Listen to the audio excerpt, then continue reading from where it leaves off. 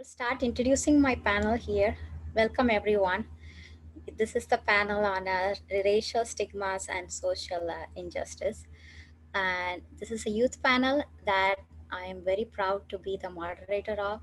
So I'm going to start off introducing the president and the vice president of the Youth Council here at Data Ethics for All. So let me start with Jack. Jack Lucas Chang is the president of the Data Ethics for All Youth Council, and he is a senior at the University of Washington at Seattle, studying informatics and philosophy. He's very passionate about exploring ethical and societal impacts in the process of developing new technologies and is currently working on bringing together his interest in technology and ethics by founding an organization called AI and Morality. Rana Kagerwal is the vice president of the Data Ethics for All Youth Council here. He is a high school junior and the direct president for Future Business Leaders of America for Pasco County, Florida. He is elected as the district president for the Future Business Leaders of America for the 2021 school year. He looks forward to growing in the fields of artificial intelligence and how it will impact the future generations, especially in terms of social stigmas and overall application of it. Maddie Hoekstra is currently a junior at Leah High School, and she is the founder and president of Toys for Shelter Animals, vice president of Best Buddies, treasurer for Community Companions. She is passionate about all things STEM, including technology, chemistry, and biology. She loves to teach molecular biology, chemistry, and anatomy to children, as well as reading to elementary schoolers. Maddie is a member of the National Honor Society, California Scholarship Federation, Science National Honor Society, and Biomedical Engineering Society. She is very happy to be a part of Data Ethics for All, where she can grow and learn about AI to help eliminate bias in today's society. So welcome you all, and I'm like really surprised, like this is a youth panel with teenagers and I am reading your descriptions and it sounds so amazing. Like you guys have already accomplished so much.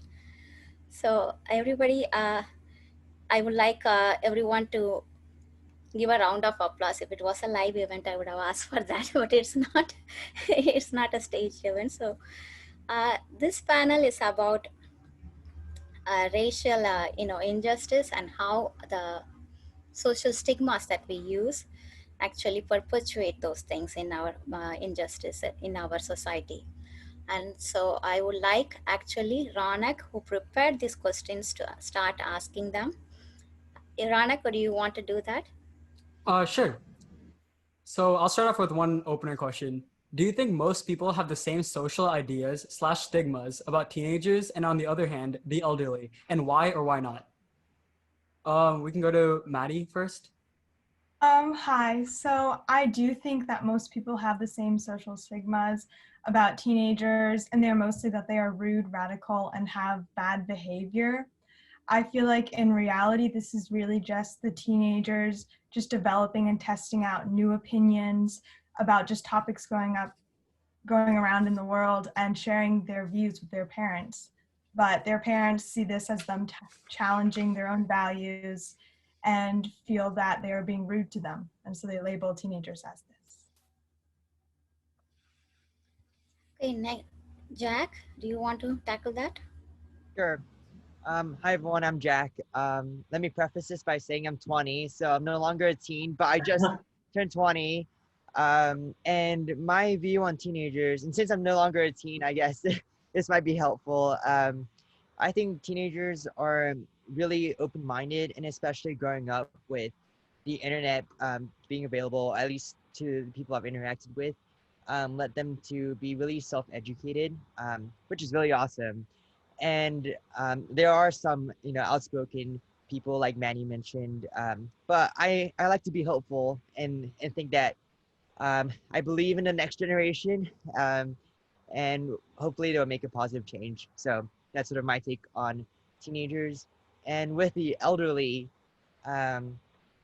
from my experiences, I've had sort of mixed responses. So some were very open-minded and progressive, and some stuck to what they grew up believing in. And so I would sort of divide those people into those two groups. And Ronak, you can also answer that question. Yes, and Jack made some very good points. Similar to race, I feel like there's certain social stigmas and generalizations that are made about various age groups, especially for the youth and the elderly. For teens, for example, I believe that oftentimes people associate teenagers as kind of bratty or acting rashly, which may be true for some, truthfully, but for I would say for the vast majority of teenagers, this is not the case. And um, the rationale for this thinking may be because those small minority of teenagers who happen to be bratty or acting rashly or not respectfully, they happen to be the most outspoken, where they're the most extreme form of the negative connotations that many of the older generations see teenagers as. And this kind of viewpoint kind of bleeds into the elderly as well, where there's almost a negative connotation for the elderly sometimes. And I know from high school, people sometimes think like the elderly, they're old, they're not as active, those kind of things, and the negative connotations.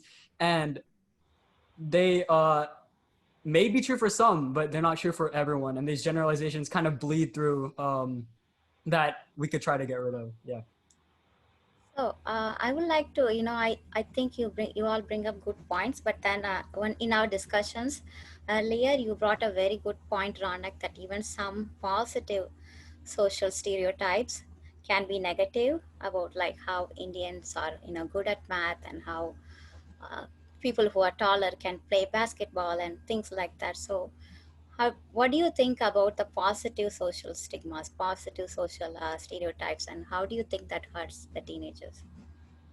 So some of the quote unquote positive social stereotypes, I could give some examples, and I believe Ms. Susana had explained one of them, which is that a lot of people believe that Indians are good at math. And this, I mean, obviously, when you first approach this, it feels like a compliment. And at least at my high school, there's been situations where, like in math class, people would just come up to me or some other Indians in my class and just be like, oh, you're Indian, so you must be good at math. And I see it for not just Indians, but like other races as well. So like for the example of math, I see it for Asians in general, and then for countless other races, like for example, African Americans, I see it for, oh, so you must play basketball or you play sports or something like that.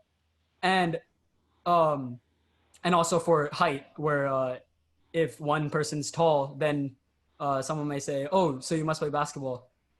Um, Sometimes these can be negatively taken, and sometimes in some cases uh, it can be taken in a negative light, especially for stereotypes that are supposed to be seen as positive. Let's take the Indians being good at math, for example. If there happens to be someone who is not the best at math and he happens to be Indian or she happens to be Indian, then it could negatively impact their confidence or negatively impact the way that they think of themselves to their society and their people and their fellow Indians. And they may, and this constant structure and following up with the stereotypes and enforcing the stereotypes is what we want to try to get away from, because even though they may seem positive, sometimes they can be seen in a negative light, and we need to keep that in mind. Maddie and Jack, do you want to add to that or? Yeah, I definitely agree. But another thing I think, even though these are seen as so-called positive stereotypes, they can also be interpreted negatively too, especially like Ronak used the example, if you're bad at math and you're Indian and everyone thinks you're good, but you might be really good at English. Like I remember sitting last year in my English class and looking around and there were 3 boys in our class and the rest were girls. And it was just like these stereotypes were just enforced, like because I'm sure so many other boys would have loved to have been sitting there in this advanced English class, but just because of society, they just weren't. They were in advanced math and advanced chemistry and didn't choose to take the class. Has any of that, actually impacted any one of you personally? Like if you are feeling comfortable to share here, did anyone use one of those racial or social stereotypes against you? Yeah, I can No. share a story. Um, I played basketball for 13 years, and so I'm from Hong Kong, and everyone there's not super tall or not as tall as Americans. And so when I went to America for college, I was considered like super short. And so immediately I was like, okay, my basketball career is like over, it's done. There's no way, I can even get past these like really tall people. And I've had people say to me, oh no, like, it's okay, like it could be an advantage, like you could be quick, and stuff like that, but I'm not that fast anyway. So that's like an example of how I felt the stereotypes and sort of the social stigmas pressured me into giving up something I really enjoy. So instead of like pursuing it competitively, I just do it as a hobby. That's so sad, right? Sorry about the sad story. Yeah, something that's like even said in a positive way, how it impacts you negatively and how that contributes to the, injustice that's already out there. Yeah. I have another example if I could Yeah, share, sure. please. Yeah, so this is one, it's more socially related, like Maddie's examples, where I love to do arts and crafts and those kind of things, and I've loved to do it for like most of my life. I did origami as a child, and then like just drawing and stuff. But whenever given an option to do an elective in middle school or high school, I was almost socially driven out to not do it because many times guys are not seen to take upon activities such as arts and crafts. They're seen as more quote quote girly activities, and I feel like that's shouldn't be the case, and I feel like it for vice versa for activities as well. Um, and it's something that I still enjoy doing, but my interest in it has lingered because I haven't had the opportunity to do it as much. Um, and I feel like those kind of negative reinforcements socially and for gender roles should also not be should not continue onwards. So how do we stop it from continuing on? You have to think of these kind of situations as an open mind. Think of each person as an individual person, and it's very difficult because many people make first impressions based off of looks, based off of gender, race, height, and these are some of the first things that you have to know about a person. But you have to remind yourself that each person is their own unique self, and each person can have their own interests, their own likes and enjoyments, and just keep an open mind to avoid this conflict. I definitely agree. As I'm an athlete, I'm almost 6 feet, and people will walk up to me whenever I'm wearing sports gear and just be like, do you play volleyball? Or they'll just ask, and when I say no, they're like, do you play basketball? And it's like, no, I actually swim and play field hockey. Like, just because I'm tall doesn't mean I can only play those two sports. And I also think an important thing about bringing about change is just awareness, which is why panels like these are so great. And companies like Data Ethics4All are also just really good because you have to be aware of the things in order to stop it. Exactly. Awareness is the first step, right? And then education. So this is really great that you guys are coming here and talking to us about it. Like we are hearing directly from the youth so that we know what you guys are going through. So I would like to move on to the next question, which was also selected by Rana here. Have you ever had anyone make assumptions about you, and how does that make you feel? So I think we almost answered it, but like, let me give you a few assumptions that the elderly, I would not say the elderly, but like all the adults here, because I'm not in it at an elderly, so all the adults make against the teenagers. So one thing is you wouldn't last a day without your phones. Is that one that you guys have heard? And the other one is when I was your age, and that when I was your age is like, it will have the sentence continues with different subjects. And then teens can't even write anymore. What is LOL, ROTFL, TMI, TVH, SMH? So, have you guys heard of all these, assumptions made about you, and what do you have to say about that? Anyone can go. Okay, Jack, go ahead. Yeah. Okay. I've definitely heard of, my face has been glued to the screen. My parents have definitely yelled at me, put your phone away and all that stuff. And I wouldn't say I'm addicted to my phone, but I would say I'm pretty attached to it. And I think after going through classes with cybersecurity and learning about data breaches and all that security things, I've definitely deleted a lot of social media apps off my phone, which reduced my screen time. And okay, fine, I'll admit it. Yeah, I'm pretty good to my phone. Yeah, I'll take that. Um, and also, I've heard like when I was your age, yeah, I would be playing outside and all those things. But I guess it's just like a different time because when I was thinking about how much time I spend on my computer as well, I'm also thinking about what I'm learning from the internet, and building upon my skills. And now so many things are becoming digitalized, and if I don't educate myself on these like new technology and tools, I would be missing out. So it's a way to still be in the loop, and remain a competitive applicant, and just be like a lifelong learner. So I guess it's just like a different type of learning, and we just value different things as society is changing as well. We also have to change the way we learn. To add on to that, oh, sorry. You go. ahead. Okay, thank you. To add on to that, especially the comment about when I was your age, I've heard a lot from my parents as well, that they heard it from their parents. And I think that's more of a generational thing. And each generation has something new to learn from the one that follows and from the one that came before it. Especially ours, obviously, we have things to learn from the previous generation before us, and as they did for the generation before them.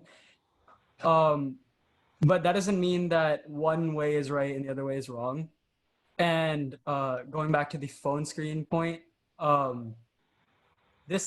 mean, under these circumstances, we happen to be using electronics because we wouldn't have this conference without the electronics and phone. But I do agree that many of us do seem to be attached to our phones. It's because the world has morphed itself around the world of technology with all the advancements in artificial intelligence, phones, gaming consoles, everything, TVs, and just the way that people go about life. Even Zoom, school classes, all of these have changed in very recent years, in the past 20 years or so, and that's maybe a catalyst for the obsession with technology, especially at a youthful age. Yes, I definitely agree with both of your guys' points. I feel, especially right now with Corona, very attached to my phone, mainly because now it's just the only way that I can talk to my friends and just like the one connection to the outside world. So with Corona just continuing on, just it really becomes our one bridge to the outside world because we're not going to school anymore and we're not talking to our friends in classes or at lunch. We're just sitting in front of a computer, and then we just like get up and walk to the kitchen, and that's it. So the phones are really the only way to interact with people our own age and outside of our family these days, which makes us very more reliant on them than we have in the past. Yes, that's very true. I do agree with you that during this pandemic, the phone has become our only connection to the outside world. So I do agree with that. And I do think that assumption that the adults have made about you guys is not really true. It's not like you can't live without your phones, or that you are so attached to your phones and not to other human beings. So all those assumptions are just assumptions which are not really based on actual truth. So we have to take responsibility for that because we do make that assumption a lot. So and the next part of that is there are some assumptions you guys have made about us. So I'm going to bring that up. So one of them is you can't teach an old dog new tricks. Older people are too sensitive. So like, what do you have to say about these assumptions that you guys have made about us, like others? I can speak on a little bit on this point. So for teaching a old dog new tricks, I feel like anyone can learn personally, and I feel like truly you learn throughout your life, and not one person's ever done learning. Um, Sometimes it may take more time than others, especially with like grandparents now, because they didn't have like the iPhone and the newest Samsung phone during when they were growing up. So it may be harder for them to pick up on learning how to use these tools, but obviously it's very doable. Um, for I mean, unless they don't want to learn it, then that's just something else. But yeah, I think that truly anyone can learn throughout their lifetime, and no one's ever done learning So as I you would are like to saying believe. here you have never made that assumption, Ronak, right? So I obviously have gone because I taught my parents to try to use like my mom got Instagram like a couple months ago, and she tried to and she asked me to help her use it, and obviously it was a little frustrating, but we got through it. And at times I felt like making that assumption, if that makes sense. At times I felt like it might be true, but in the end we got there. So I have faith. Yeah. I feel like that phrase finds its basis mainly in, I feel like there's a communication gap in between just like my parents and me, just because I've grown up with technology, I know how to use it.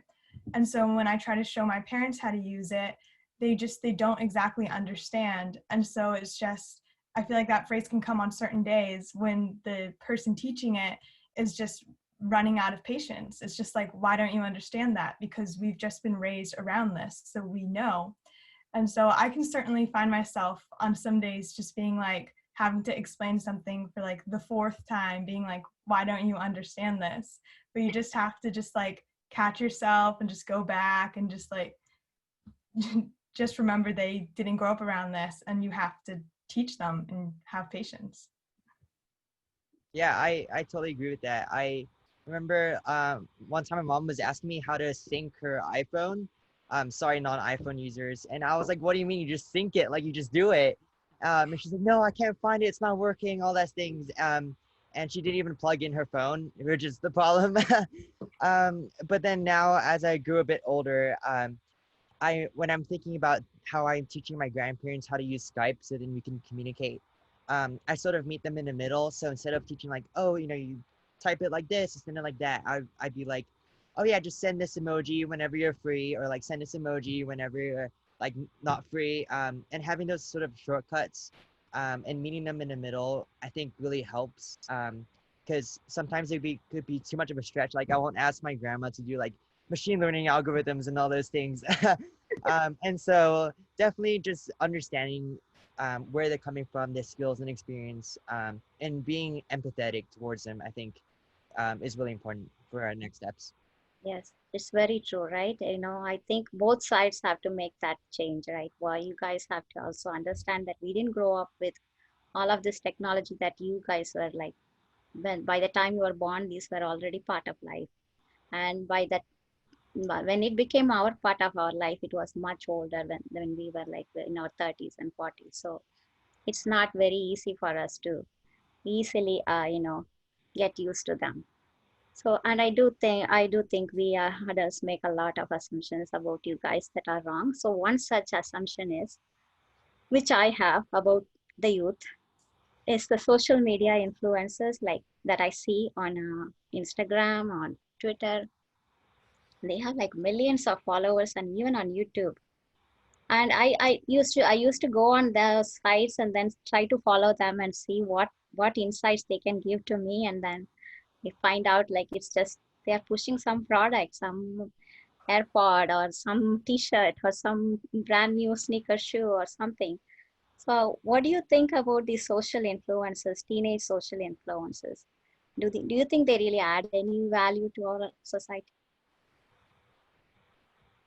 Yeah, I think there are two types of influencers from what I see on my social media accounts. One is they're very attractive people, and people follow them because they're attractive, and then they promote stuff which is more aligned with what you said. And then there are other influencers who are sharing their story and sort of inspiring people like them, that they can achieve anything. For example, when I was growing up, I didn't really have any queer representation in the media. And so when I started to use social media and finding these queer people, queer influencers, I started to feel more comfortable with that with myself and start to accept myself. And that played a really big role in my story. And so I think, and now there's a lot of influencers who are talking about accessibility, and really pushing for really great causes. So they're definitely good influencers and definitely influencers that don't contribute that much. Yeah, that's my 2 cents on it. So what about you, Maddie? Well, for me, I definitely agree. I feel like there's you just have to find the right people that you want to follow that have the same interest as you. And sure, sometimes you accidentally follow the wrong person, you just have to recover. But also just following some of the larger platforms, it just like it connects you. Like you go to school the next day and you talk about what someone posted, at least when we had school in person. You'd go to school and then you talk about just what this person posted, and it's just something that your entire grade had in common, and you could just like all talk about it together. Ronak? Yeah, I agree with both their viewpoints as well. And similarly, I see that emerging, especially in YouTube videos, where especially at my high school, there's a specific YouTube channel that we always like a lot of us always watch, and we catch each other up on it, and we enjoy watching it. Sometimes, like if we're hanging out, then we just like watch it together. And like Maddie said, you have to pick and choose your influencers because everyone has a voice and everyone has some sort of influence and everyone has some sort of audience. And it's up to you to find which one fits you best and which one you would like to be a part of. That is true. I agree with you. Like you have to pick and choose your influences. But then sometimes, like Maddie says, like when you are in a group and group think kind of takes over when everybody is like following one person, you naturally want to follow that person as well. And that sort of perpetuates in the group think even further, like we all become one. then then we don't have this diversity in thinking differently. But I do agree with you, we have to pick and choose whom we follow.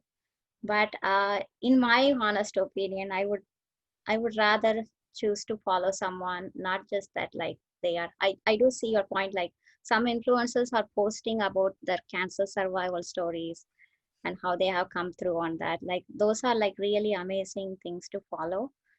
Because then if you are a teenager and if you are also going through something like that, then you have somebody to look up to that has gone before you. But then most of them, I haven't seen much value in it. That the kind of people that I would actually like to follow are like the people that are on this panel here. Like you guys, all of you have done so much social impact projects on your own. Nobody told you to do it. Nobody said, you have to do it to get a grade. You have to do this for credit. You just started on your own volition all of these initiatives. So I would like to give a few minutes to each of you to talk about them. So I'll just start with Jack. Hi again. I'm Jack, and I'm the president for Data Ethics for All Youth Council. And what I've been doing is a bunch of research projects at my university, and my latest one is studying COVID contact tracing, and what people think about the different methods that we're using. And this was a survey sent worldwide, and I studied what responses people had to how they felt about their privacy and security with these apps, and also other methods such as using credit card history or surveillance cameras, and sort of understanding what people were comfortable and uncomfortable with, which is really interesting and really important, especially now. And it sets a precedent for all future future surveillance and pandemic related things. So yeah, that's something I'm really excited about. And yeah, thanks. Maddie?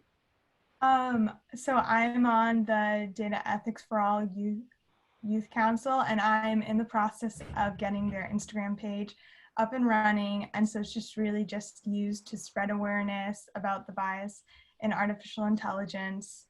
And I'm really excited to have this opportunity and just hope to continue growing the platform.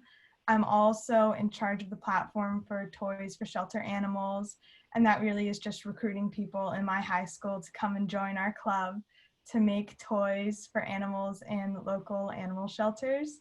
And we do this over Zoom meetings with materials found at home. Awesome. Ronak?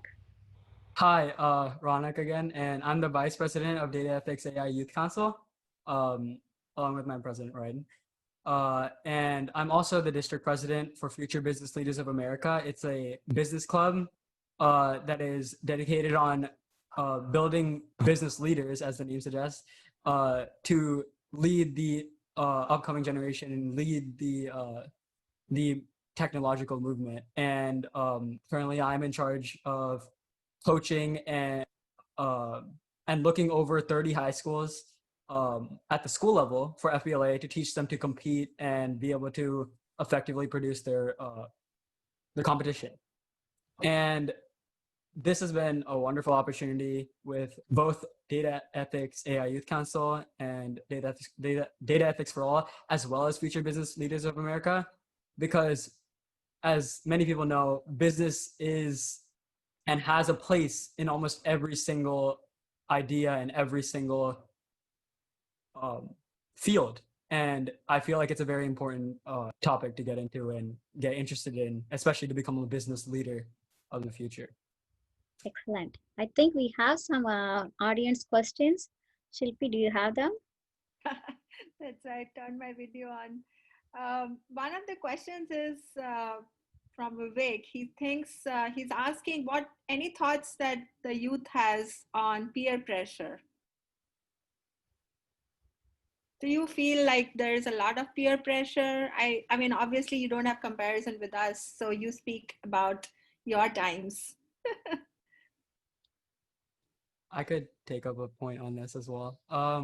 Peer pressure is pretty common, pretty present in, especially in high school, not as much in middle school as it is in high school. And maybe Jack could explain it more for college, but peer pressure is definitely present. And it seems to be more influential towards the people who are not sure of what crowd they fit in, what cliques they're a part of. And that's very painful to hear, because sometimes the peer pressure activities, and a lot of them are usually negative influences, and you want to make people feel, or many people want to feel respected, a part of a community, and some of these activities they feel is the only way to get that feeling, which hopefully later down their life is not the case. If you're confident with yourself, then generally peer pressure doesn't seem to affect many people. And I feel like that should be the goal that most teenagers, at least at my age, struggle with and should try to strive for in their life. Yeah. And I think one other question was about patronization that somebody had asked, how do you feel about like when people, adults patronize you based on your lack of experience? Which is true. Like how can you have experience at 17, 16 years old? You won't have that experience that we have. But then is it fair to be patronized, and what should we do about that? What is your take on it? Just any of you can go on that.